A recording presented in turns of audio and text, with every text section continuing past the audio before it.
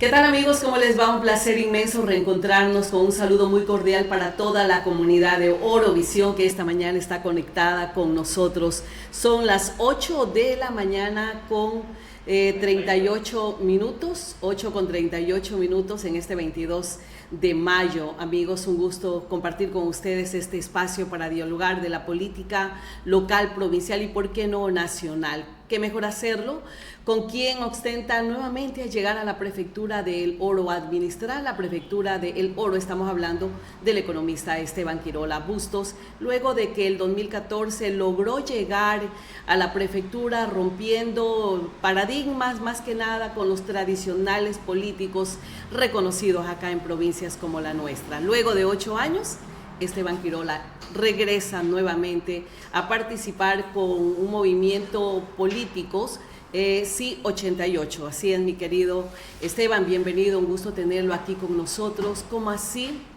quiere volver a administrar la provincia de El Oro? ¿Cuál es su principal motivación? Un gusto tenerlo con nosotros. Muchas gracias, Yane. Un fuerte abrazo a toda la gente linda de Orovisión. Muchas gracias por esta cálida recepción, perdón. No se ponga nervioso. A mí no se me han quitado las ganas realmente de seguir sirviendo. No se nos han quitado las ganas de seguir apoyando los emprendimientos. Fíjate que hoy los jóvenes sienten que no tienen a quién acudir, sienten que no tienen en quién confiar. En nuestra época los jóvenes venían a prefectura y prefectura los apoyaba en sus emprendimientos, los formaba, les daba capital semilla, más de 450 emprendimientos distintos. Y ahora el mundo va avanzando, la tecnología va avanzando, y obviamente esa tecnología debe de incorporarse a las nuevas administraciones. Por eso nuestra propuesta de que antes nosotros hacíamos audiencias públicas y hoy queremos hacer un gobierno efectivo a partir de una aplicación que ya está prácticamente terminada. Esperamos que en un par de semanas ya esté disponible para la gente. Tú no tengas que buscar una audiencia, que hoy por hoy es imposible conseguir una audiencia con un prefecto. En nuestra época las audiencias públicas eran eso, audiencias públicas. Tú podías ir el primer jueves de cada mes y yo estaba sentado puntual a las 8 en punto para servir y atender a todos, pero no como se estila ahora, que te dicen, ya, yo te voy a hacer la obra, ya, yo te voy a cumplir, y que simplemente queden palabras. Con nosotros eran los directores sentados, había un responsable, había un plazo de tiempo para cumplir, estaba la directora financiera entregando la partida presupuestaria, porque eso es una de las cosas en las que yo veo que los políticos mienten mucho, ¿no? Saben que no hay el dinero, saben que no lo van a hacer y aún así dicen que lo van a hacer y la gente les cree. Pero si no hay partida presupuestaria y no hay el dinero para ejecutarse, lo más probable es que te estén mintiendo. Por eso cuando a mí me dicen, economista, nos van a hacer la obra, pide la partida. Si te dan la partida, yo te creo. Si no hay partida, no hay el financiamiento. Y por supuesto, pues sería promesas nada más. ¿Usted considera que su administración, que fue de un solo periodo, porque usted fue a una reelección y lamentablemente no le alcanzaron los votos para llegar, qué fue lo más importante que hizo en la provincia del Oro, como para que los orenses lo recuerden y digan, sí, voy a volver a confiar en Esteban Quirola por esto y por estas y por estas obras? Yo te diría que la importancia no está dada en la parte física de la obra, la importancia está dada en el por qué y el para qué. ¿Por qué se hicieron carreteras y para qué se hicieron carreteras? ¿Por qué se hicieron carreteras? Para que exista producción. ¿Para qué eran esas carreteras? Para que haya fuentes de empleo. ¿Por qué se hicieron carreteras? Para que la gente se incentive a volver al campo. Porque ¿cuál es el problema? Que la gente del campo viene a la ciudad. Se satura, no hay empleo. Pero si nosotros logramos que la gente de la ciudad regrese al campo, porque ya tiene carreteras, porque ya tiene agua, porque tiene el programa de mecanización agrícola que nosotros teníamos, porque te ayudábamos a vender, porque teníamos un plan de semillas. Todo ese es el por qué, las cosas que se hacían, y el para qué es para que existan fuentes de empleo. Todo lo que hizo prefectura, absolutamente todo, estaba enfocado en generación de fuentes de empleo. Nuestro programa social para incluir personas con discapacidad en la comunidad económicamente activa. Nuestro programa de fútbol para profesionalizar a niños, y que este programa lastimosamente se perdió y ahora lo queremos retomar, pero no como una simple escuela de fútbol, sino el programa del barrio al estadio junto con la Juventus de Italia, que imagínate tener un club de ese prestigio auspiciando a nuestros jóvenes, inclusive para que ellos puedan fichar en la Juventus de Italia, puedan recibir becas dentro de la Juventus de Italia. La Sinfónica, que no la creé yo, pero cambiamos la visión de la Sinfónica, en que la Sinfónica antes era algo para que los jóvenes o niños, digamos, dispersen o aprendan un arte. Nosotros lo enfocamos, ahora aprenden un arte, pero enfocados a que eso les genere algún ingreso. Y me daba mucho gusto ver pianistas, violinistas, saxofonistas, trompetistas animando eventos. Yo iba, me dio tanto gusto ir a unos 15 años y ver uno de nuestros músicos tocando el piano, y el muchacho recién había adquirido la mayoría de edad y me decía: economista, yo ya hago platita gracias a que usted nos enseñó en la Sinfónica de que esto puede ser un ingreso dentro de nuestra vida. No se diga los emprendimientos, había jóvenes. Mira, uno de los programas más importantes de emprendimientos fue tomar de los barrios personas con riesgo de caer en delincuencia o muchachas que podían caer en prostitución. Y nosotros tomamos 150 casos distintos. Y fíjate que tú, para calificar a ese emprendimiento, deberías estar en un nivel de vulnerabilidad de casi caer en delincuencia o casi caer en prostitución. Es más, había muchachas que ya habían caído en prostitución y que las recuperamos. ¿Qué les dimos? Les dimos capacitación financiera, cómo deben de pagar sus impuestos, cómo se debe manejar una inversión, y nosotros les entregamos dinero, un capital semilla, y haber retirado 150 jóvenes que podían haber entrado a un grupo de delincuencia organizada, muchachas que podían haber sido captadas por estos grupos, fueron liberadas de eso. Y ahí yo tengo una anécdota muy bonita que me voy a permitir contarla, ¿no? Cuando se graduaron y yo los felicitaba, una persona se paró e interrumpió la graduación y decía: economista, yo quiero agradecerle porque usted a mí me salvó la vida. Y cuando alguien te dice que te ha salvado la vida, tú a veces piensas que están exagerando un poco, ¿no? Entonces yo le digo: gracias, y me dice, es verdad. Cuando yo me fui convocado para este proyecto, habíamos 3 muchachos. Los 3 habíamos aceptado salir a vender droga. 2 días después llegó este programa. Yo entré a este programa y los 2 muchachos que no entraron en este programa, el uno está muerto y el otro está preso. Y ese era mi futuro. Ya, o sea, usted trabajó definitivamente. Es importante que se recuerde esto para que la ciudadanía recuerde la administración de Esteban Quirola, trabajar directamente para la comunidad, para la sociedad, porque no sabemos, ¿no? Cada persona vive su mundo, no sabemos qué batallas está librando, y tal vez no estamos llegando en la actualidad de manera oportuna a esos segmentos para poder recuperar a nuestros jóvenes. ¿Y qué propone Esteban Quirola? De llegar a la Prefectura del Oro para ese tejido social, poderlo construir nuevamente, ayudar a fortalecer a la familia, a la comunidad, a la sociedad en general. Fuentes de empleo y oportunidades para nuestros jóvenes, y no solamente para los jóvenes, también nosotros le damos oportunidades. Justamente ayer visitaba un emprendimiento de adultas mayores en Huertas. Y eso ¿qué te dice? Que nosotros no solamente pensamos en los jóvenes, sino también pensamos en los adultos mayores que tal vez ya no tienen oportunidades, o la gente no les da las oportunidades, o que tienen capacidades distintas, o incluso gente que tiene discapacidades. Pero la Prefectura del Oro debería de entender, y se ha perdido esa visión, de que solamente tiene una misión. Prefectura del Oro debe estar destinada a generar fuentes de empleo. Esa es su única misión. Que si haces una carretera, para que hayan fuentes de empleo. Que si haces un sistema de riego, para que haya fuentes de empleo. Que si la sinfónica, para que haya fuentes de empleo. Que si las escuelas de fútbol, para que ellos usen eso como una fuente de empleo. Que si hacemos emprendimientos, los emprendimientos no es solamente para uno, sino que ese uno debe de generar fuentes de empleo. Si trabajamos en turismo, para que existan fuentes de empleo.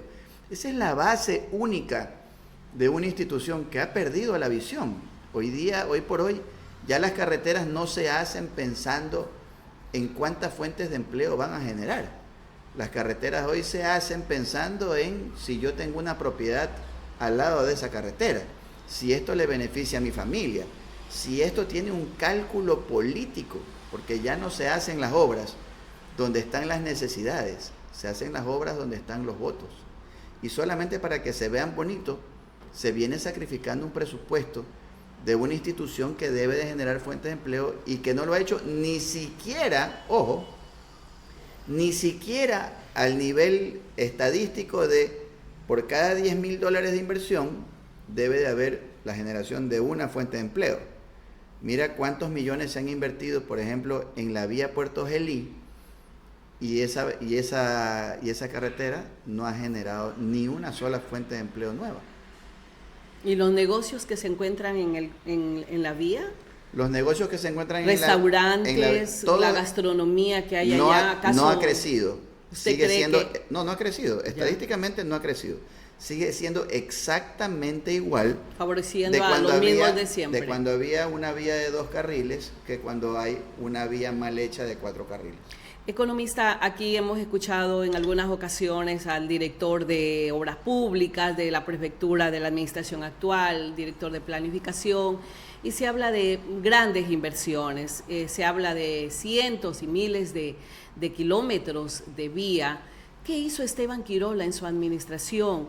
¿Por qué sigue abandonada la ruralidad en un gran porcentaje hoy en día en la provincia de El Oro? ¿Por qué no se ha podido cumplir con estas expectativas del sector rural, que es una de las competencias directas de la prefectura?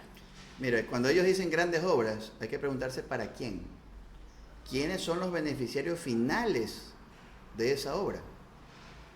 Ahí está la diferencia y el cuestionamiento. Cuando nosotros hicimos, por ejemplo, la vía Hualtaco en Huaquillas, que la hicimos porque sentimos que no íbamos a dejar que se burlen de Huaquillas, habiendo firmado un documento con el Banco del Estado, y después nos dimos cuenta que simplemente eran papeles. Nosotros la hicimos con presupuesto propio. Y esa vía, mira, que está en perfecto estado. Nosotros la hicimos pensando en todo el sector camaronero, en todo el sector pesquero de esa zona, y que también desarrolla algo de turismo gastronómico. En eso nosotros pensamos, ese es un polo de desarrollo de la ciudad de Huaquillas. Por todas las actividades que se manejan. Cuando nosotros hicimos la vía Capiro, nosotros la hicimos pensando en el desarrollo del sector avícola, pensando en el desarrollo del sector ganadero. Cuando nosotros hicimos la Zaruma Cinzado Salvias, ¿qué hicimos al final de la Cinzado Salvias? Hicimos un proyecto de recolección de leche y procesamiento de leche. ¿Con quién lo hicimos? Con Swiss Contact, con los suizos. Los suizos vinieron, inclusive ganaron un premio de esa asociación y les regalaron un camión. Hoy ese camión es el que entrega los quesos y los productos en distintos lugares de la provincia y que le dan empleo a centenares de personas, porque desde la que cuida la vaca y la ordeña, hasta el que procesa el queso, hasta el intermediario, hasta el consumidor final. ¿Ese proyecto continúa? Continúa, nuestros proyectos continúan, el proyecto de gines, el proyecto de miel de abejas, el proyecto de cárnicos, el proyecto de embutidos, el proyecto de panaderías, el proyecto de textiles, el proyecto de chocolates, el proyecto de café, el proyecto de café que hicimos con Ángel Ordóñez en Las Lajas, tiene un laboratorio que muchos lo envidian. Y ese laboratorio hace la diferencia entre si tú vendes un saco de café a $80 o lo vendes a $800. Ese valor agregado que Prefectura del Oro debería de entregar a los distintos agricultores y productores se ha perdido.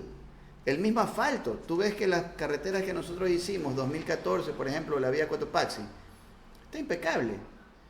La vía Portete Pacha, que se hizo en el 2017, tú la ves, está impecable. El asfalto es impecable.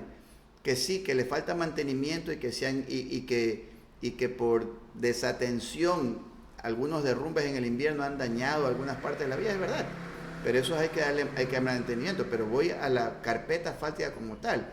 La estructura de la vía, las cunetas, las alcantarillas, todas hechas de primera calidad, porque teníamos un laboratorio que yo recuerdo que Pichincha y Guaya decían: Quirola, tú tienes el mejor laboratorio del Ecuador.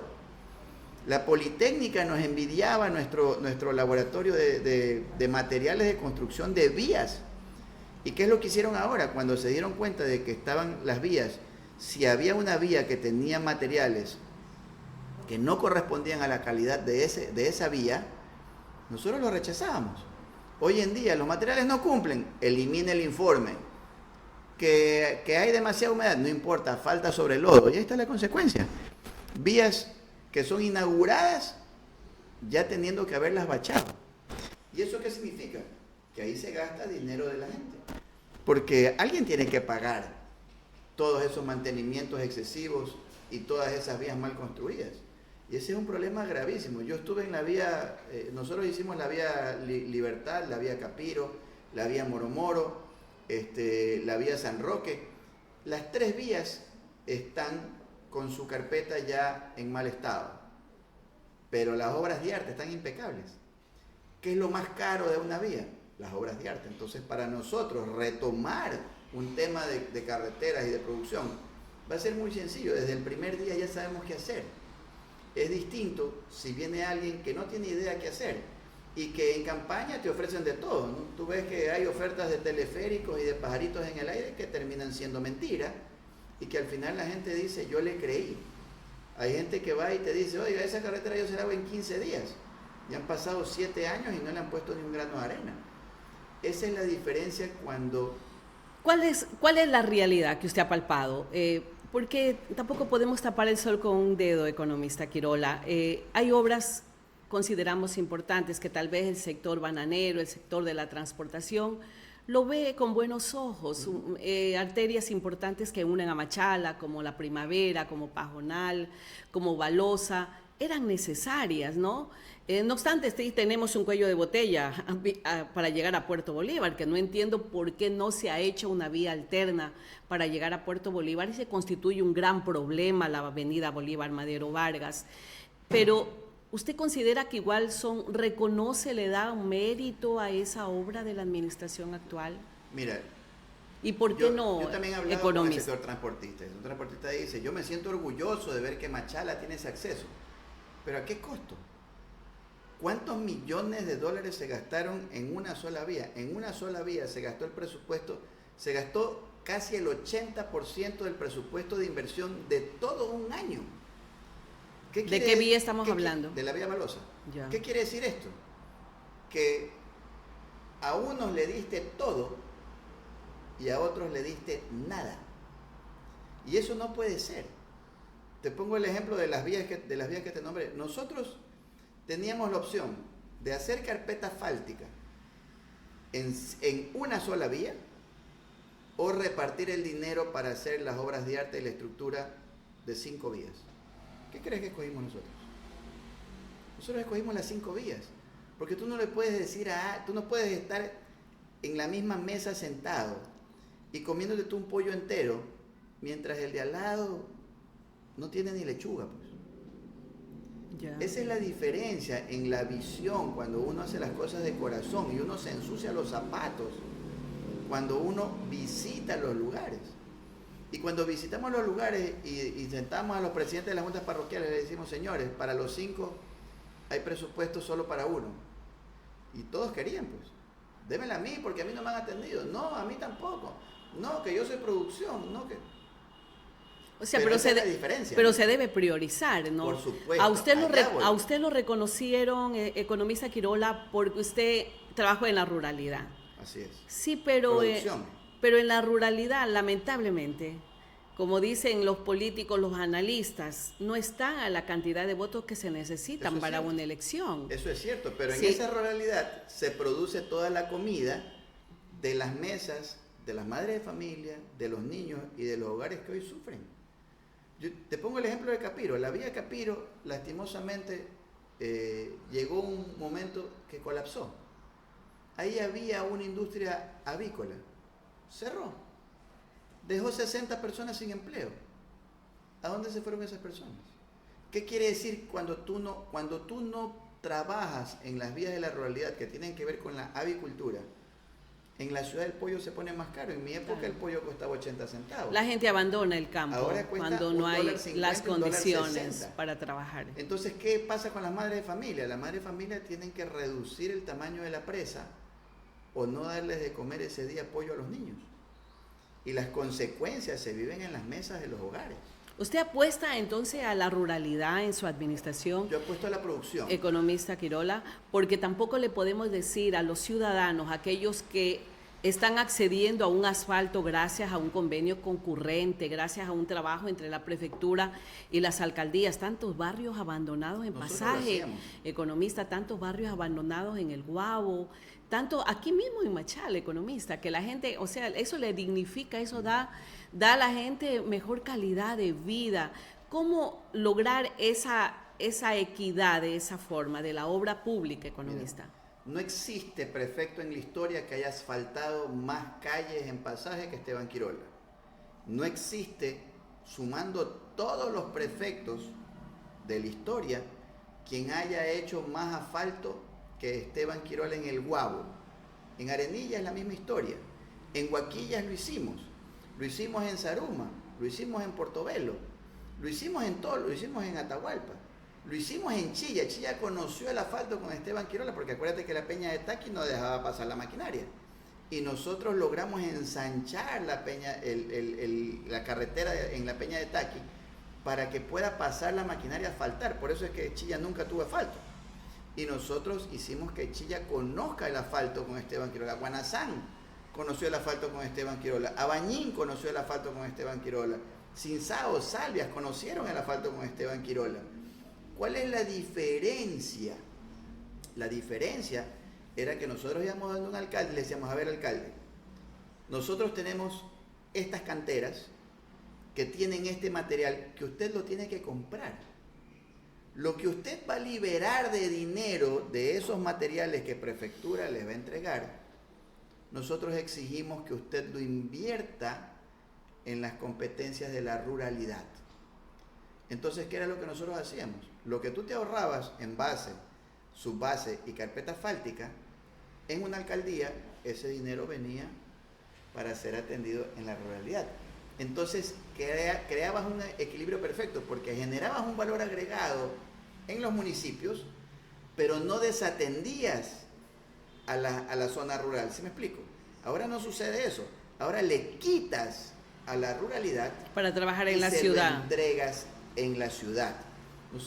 Yo he sido, después del relleno hidráulico que hubo en Machala, yo soy el prefecto que más ha rellenado Machala en la historia. Barrios que vivían en agua, ahora tú los ves y están asfaltados, y a nosotros ellos nos dicen, economistas, si usted no hubiera rellenado, nadie nos hubiera sacado del lodo. Si usted no hubiera rellenado, nadie hubiera asfaltado, porque la cantidad de material que nosotros pusimos era muchísimo material.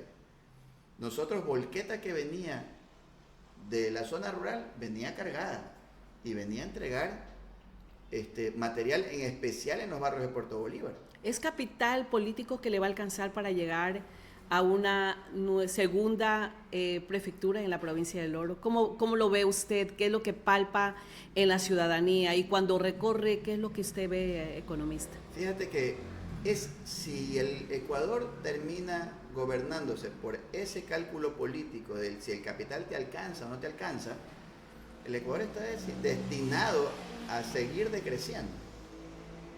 Y ese es un problema gravísimo, porque la gente ya no gobierna pensando en las realidades necesarias, sino que gobiernan con la mentira. Ese es otro problema. Competimos en una campaña donde la mentira es lo que prima. La posverdad, así es. Simplemente se inventan cualquier cosa que ni siquiera se apega a la realidad. Yo tuve una entrevista en una radio y me dice, economista, aquí viene un candidato a prefecto, pero que no tiene ni idea, ni siquiera conoce los lugares. Le preguntamos sobre una vía que para nosotros aquí es importante, no tiene ni idea ni siquiera que existe. Y ahí es donde es más peligroso el ignorante que el malintencionado. Sí, imagínense, tenemos asambleístas que nunca han dado declaraciones a los medios de comunicación y son los que nos representan en la asamblea. Tú sabes que cuando yo en algún momento hice una gestión a nivel de asamblea, me decía, tú eres de la tierra de los mudos. Y yo decía, ¿cómo?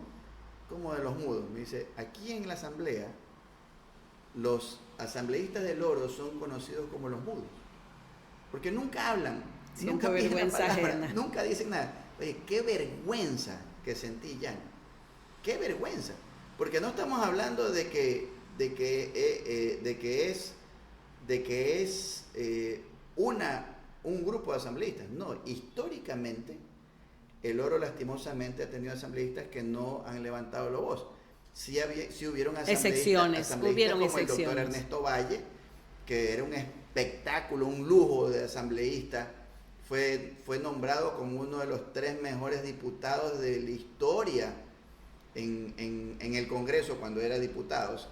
El profesor Falqués Batalla, él siempre levantaba la voz por su provincia. Franco Romero es otro político antiguo que también levantó la voz por su provincia. Jorge Sánchez, que hizo la ley de desarrollo de Puerto Bolívar. Hay sus excepciones, pero yo creo que hasta ahí podemos contar. Y yo sentía vergüenza y lastimosamente eso le ha hecho muchísimo daño a la provincia. Fíjate que la ley que existía, que amparaba a las provincias de la frontera, desapareció.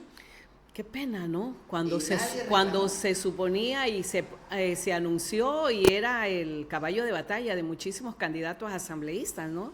De la ley fronteriza. Luego se la quiso retomar, se la quiso a medio acomodar, luego se hizo una cuestión, pero al final de cuentas nosotros dejamos de percibir ese dinero.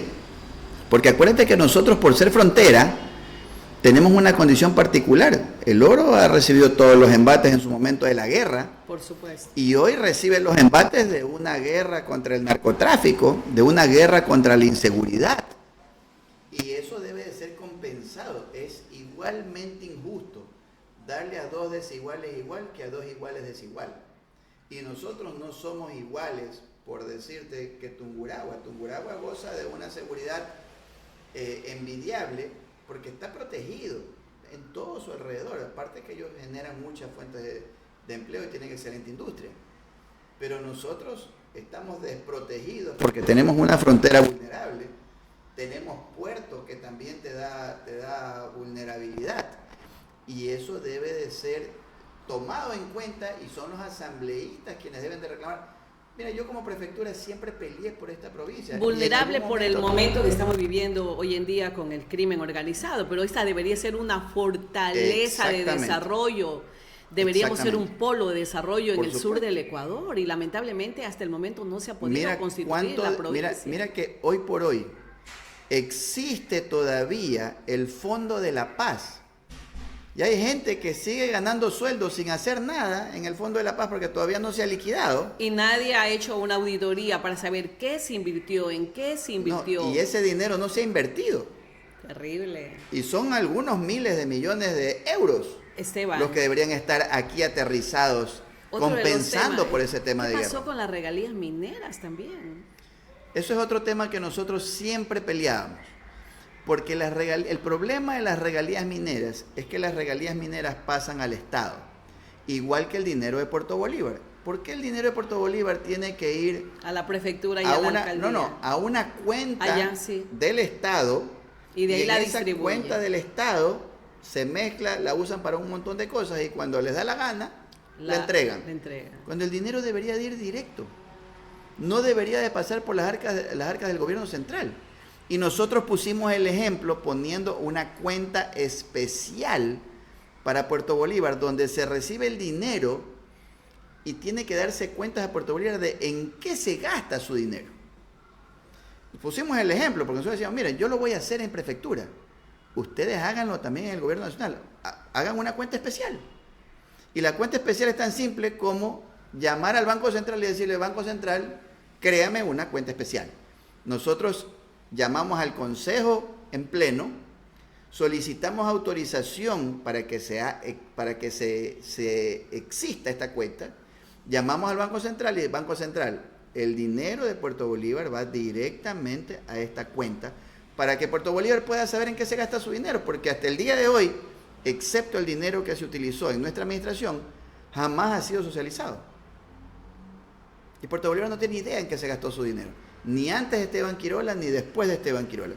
Dicen, es que hicimos el muelle, pero la gente de Puerto Bolívar dice, oye, ese muelle no me representa a mí.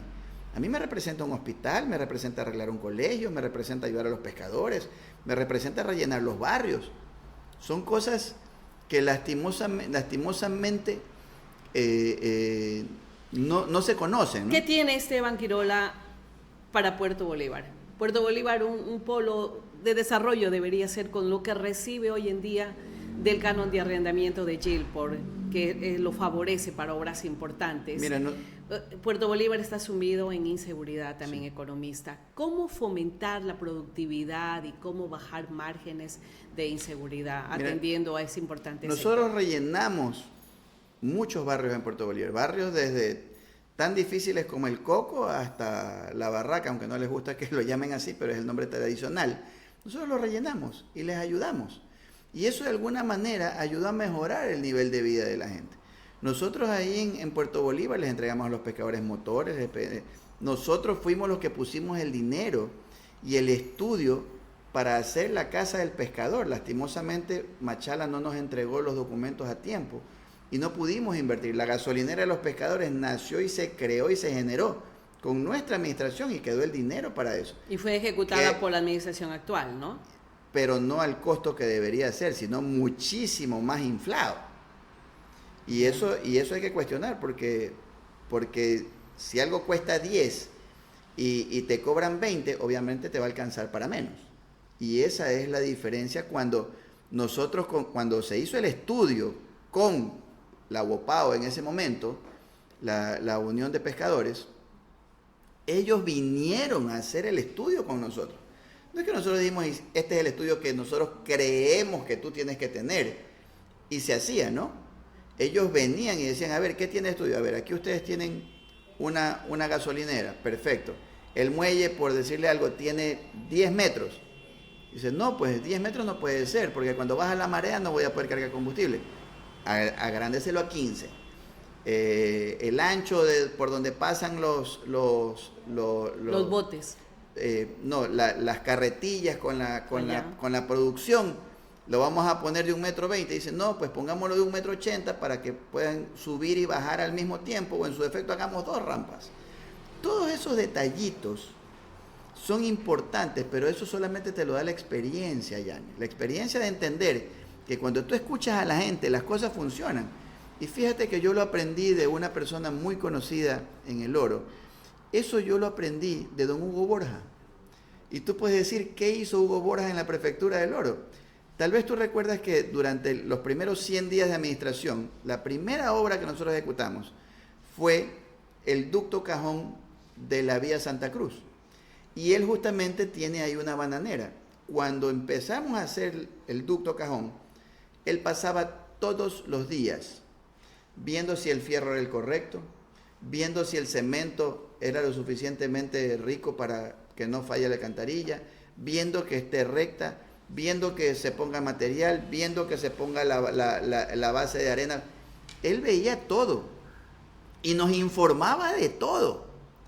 Y para nosotros era un gusto. Entonces entendimos que cuando tú, y lo empoderamos a él diciendo, oiga, Huguito, usted es el fiscalizador de esa obra.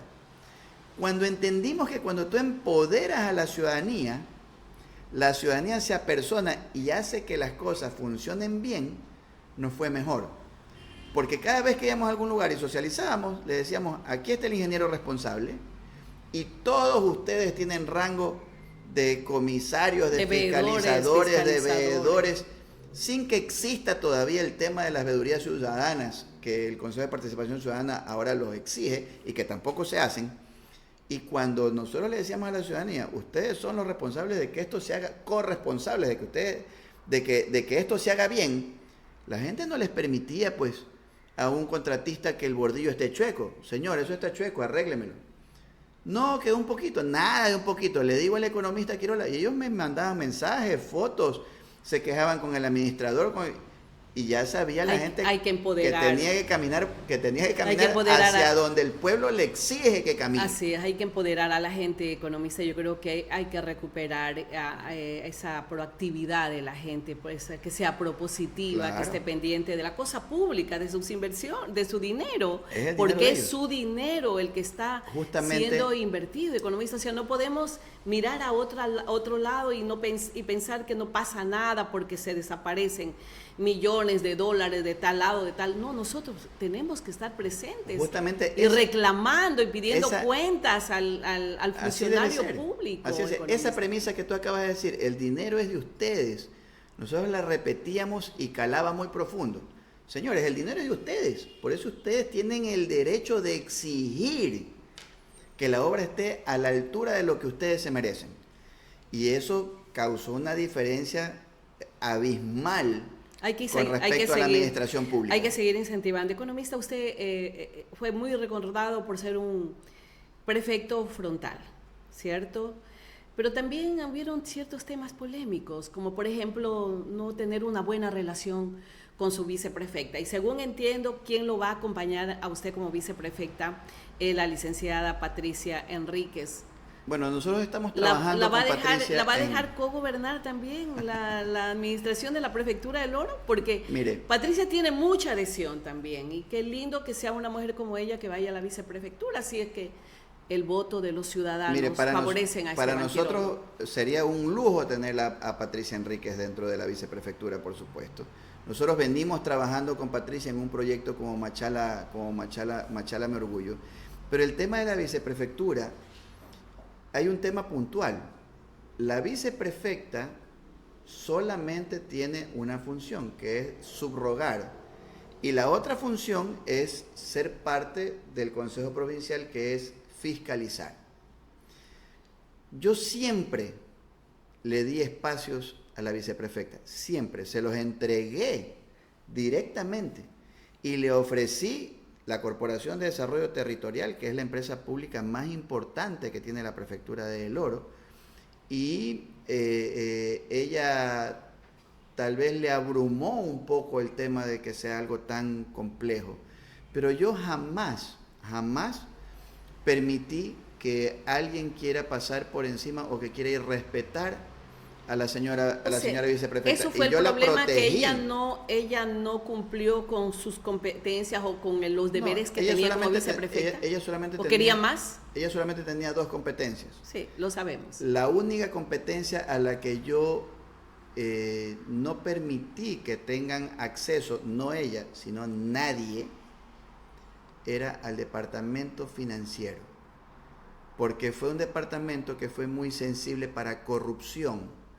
Y en algún momento se aprovecharon de las bondades de la señora Cecilia Serrano para usar eso en un sistema corruptivo que luego terminó siendo completamente saneado, y que cuando yo dije ningún documento de financiero sale de financiero si no pasa primero por prefectura, ella se molestó porque pensó que era algo personal. Y no era algo personal, era algo obligatoriamente administrativo, porque en el momento de que ella recibe información sensible, esa información sensible podía ser usada con fines de corrupción. Entonces usted yo no lo podía permitir. O sea, usted no confió nunca en su viceprefecta. No. ¿Qué garantías da hoy en día? No es que yo no confiaba en ella. Porque lo más importante es transparentar la administración. De ella, o sea, es otra cosa. Esa era tal vez la vulnerabilidad de ella. ¿sí? Yo diría que sí, tal vez ella era muy bondadosa con la gente y creía y tenía y era muy a veces hasta ingenua de cuando alguien le decía o la quería halagar o inclusive la hacían cometer errores que probablemente alguien con experiencia en administración pública no los cometería. ¿Qué corregir? Porque no somos perfectos, ¿cierto? Sí, Ni somos medallita de oro para caerle bien a todo el mundo. Definitivamente. Pero ¿qué corregir? Si usted se ha hecho una autoevaluación y decir, bueno, en esto me equivoqué, debo mejorar. Mire, una de las cosas que nosotros nos criticaron es que nosotros trajimos gente de la provincia del Oro que trabajaba en otros lugares y en otras dependencias y los trajimos a trabajar acá. Eran orenses. Eran orenses. Ya. Le pongo un ejemplo, Paul Hernández. A mí me lo criticaron porque él vivía en Guayaquil, pero cuando fue secretario de Darío no lo criticaron. Cuando fue secretario de la actual administración de prefectura no lo criticaron. Pero cuando fue secretario de Esteban Quirola sí lo criticaron. ¿Pero por qué nos criticaron, Jan? Porque cuando ellos buscaban dentro de nuestra administración cosas como sobreprecios, cosas como corrupción, cosas como abusos de poder, cosas como tráfico de influencias, en nuestra administración nunca existieron. ¿Usted no tiene ninguna denuncia que pese sobre usted? Nada. Observaciones en la Contraloría, alguna glosa. Mira, Contraloría a nosotros nos sindicó por una... Le digo por los antecedentes que se dieron en la administración luego de que usted estuvo frente a la prefectura. Mire, cuando nosotros nos decían los exámenes especiales de Contraloría solamente encontró 2 errores. Y fíjate que nosotros manejamos varios millones, 2 errores. Habíamos pagado gastos indirectos a una persona jurídica que no se pueden pagar porque los gastos indirectos se pagan solamente a compañías, a una persona natural y no a una persona jurídica. Cuando nosotros nos dimos cuenta del error, llamamos al contratista y le dijimos, señor, a usted le hemos pagado como persona jurídica y usted es persona natural. Esas personas dijeron, economista, en este momento le hago el cheque para devolverle el dinero. Eran $800 uno y el otro eran $2.800. Ya. Eso fue, de los millones de dólares que nosotros manejamos, fue lo único que Contraloría nos observó, que fue subsanado inmediatamente, pero que sí generó un llamado de atención administrativo. Pero fuera de eso, que Contraloría nos haya dicho, oiga, Contraloría en algún momento dijo, ustedes incumplieron con un tema de X maquinaria. Nosotros fuimos a un juicio, fuimos víctimas de la corrupción de un fiscal y al final ganamos en derecho. Por otro lado, vuelven a hacer un examen, imagínate, ya después de 7 años de que yo salí de prefectura. Dicen, oiga, ahorita nos acordamos que usted, cuando yo ya dije que iba a ser candidato, salió Contraloría diciendo, oiga, usted hace 7 años encontramos que usted ha transferido dinero de una cuenta a otra cuenta. Y ellos dicen que eso no se puede hacer. En ningún lado de la ley dice que no se puede hacer. Por supuesto que se puede hacer. Cuando tú mueves dinero de un bolsillo a otro bolsillo. Cuando tú, por ejemplo, en un bolsillo quieres tener los billetes y en otro bolsillo quieres tener las monedas. O tú dices, voy a separar en este bolsillo un dinerito para pagar o compensar, por ejemplo, la renta. Pero el dinero estaba ahí. El dinero estaba ahí. Nosotros jamás, ¿quién sí, creó? Sí recuerdo esa observación que se hizo. ¿Quién creó la cuenta? El que creó la cuenta fui yo. ¿Cómo el que creó la cuenta va a crear una cuenta la cuenta se creó para transparentar? Entonces, ¿qué sucede? Cuando tú haces cuando se transparentan las cuentas, de repente viene alguien y dice, no, usted no tenía que transparentar. Es un absurdo, un sinsentido. Pero a eso estamos expuestos. Por otro lado, en una observación que hace Contraloría, dice, a ver, aquí hay 7 personas porque se hicieron 2 procesos incorrectos. Yo mando los descargos, y le digo, señores, aquí están mis descargos. Mis descargos se los paso a las otras 6 personas y le digo, miren, esto es lo que nosotros tenemos la información. Y todos ponen los mismos descargos porque le adicionaron la información que yo les entregué. Contraloría dice, todos son absueltos, menos el señor Quirola. ¿Está preparado para la guerra? Le hago esta pregunta porque viene una campaña que será de muy pocos días y le van a sacar a relucir todo. Nosotros no tenemos miedo a nada, Yane. No haber dejado trabajar a su viceprefecta. No, eso no es cierto. Eso es falso. Discriminarla. Eso le es van falso. a decir que no deja pasar a una señora que debe una propiedad en playas. Todo eso es falso. ¿Ya? O Mire, sea, le van a sacar eso sí, y mucho más. Por supuesto, pero obviamente nosotros tenemos todos los justificativos necesarios. Alguien dice, yo no puedo llegar a mi casa. Enséñeme una sola vez que yo ya le haya dicho no pasa. Una sola vez, dígame. Pero abra la puerta, pues. No, no existe la puerta. Si tú ves el video, está la puerta sin candado, sin seguro, y ellos hacen tú sabes de tomas, hacen una toma cerrada. Pero cuando ellos retroceden la cámara, te das cuenta que después de la puerta no existe pared. O sea, tú puedes pasar sin ningún problema. Cosas como esas, nosotros hemos sido víctimas y hemos sido, Tiene que prepararse, y hemos sido agredidos, pero estamos preparados. ¿Cuál va a ser la estrategia? No solamente preparados, estamos entrenados para ¿Cuál va a eso. ser la estrategia de estos pocos días de campaña? Usted no es ningún desconocido. La gente lo tiene en la mente, la gente lo recuerda, especialmente en la ruralidad. Tiene que también prometer cosas también para el sector urbanístico, bueno, los cantones. Nuestra estrategia no va a ser distinta de la de siempre, decir la verdad. Eso debe de primar por sobre todas las cosas. En el momento que la verdad salga a la luz, la gente va a tener que escoger. Y la gente va a tener que escoger entre experiencia y mentiras. Entre experiencia y narrativas falsas. Entre experiencia y pajaritos en el aire. ¿Qué piensa de Danilo Palacios como candidato a prefecto? No tengo ninguna expresión, sin embargo, a nivel familiar, don Esteban Quirola ayudó en su momento a don Euclides Palacios, que es el padre, y a nivel familiar sí te puedo decir que han habido hubieron en algún momento buenas relaciones. Y la familia Quirola ha sido benefactor o ayudó en su momento cuando ellos pasaron momentos difíciles. Mantengo buenas relaciones, digamos, con Danilo. No tengo nada más que decir que eso por el momento. Steven Ordóñez. No conozco de su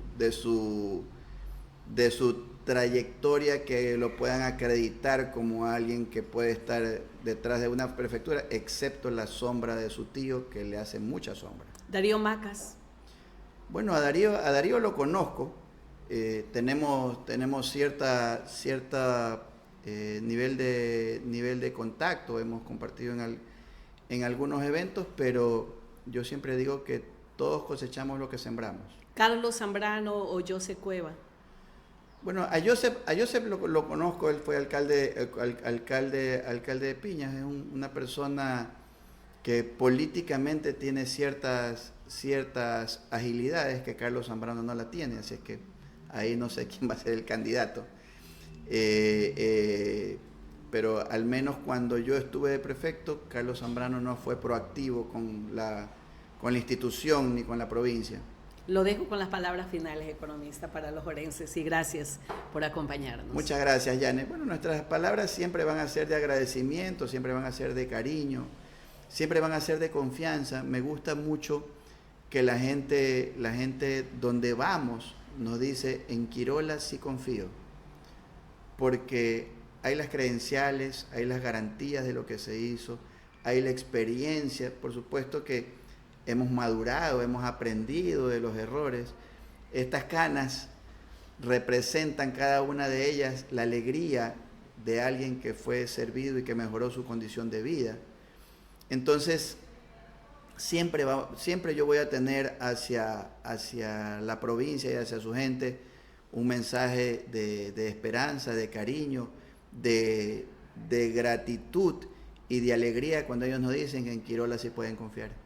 Así es, economista. Y más que nada el mensaje de esperanza, que hoy más que nunca Desde tenemos sí. A flor de piel la sensibilidad en los machaleños, orenses y ecuatorianos por todo lo que estamos viviendo. Ojalá podamos hablar más adelante de otros temas netamente ya desarrollo productivo, tema de inseguridad, cómo trabajar con jóvenes, cómo recuperar el tejido social que está tan tan golpeado, en fin, tantos temas que hay que hablar con nuestros precandidatos en esta oportunidad a prefectos de El Oro. Gracias al economista Esteban Quirola Bustos, nuestro invitado de esta mañana. Amigos, maravilloso viernes para todos, disfruten de este fin de semana.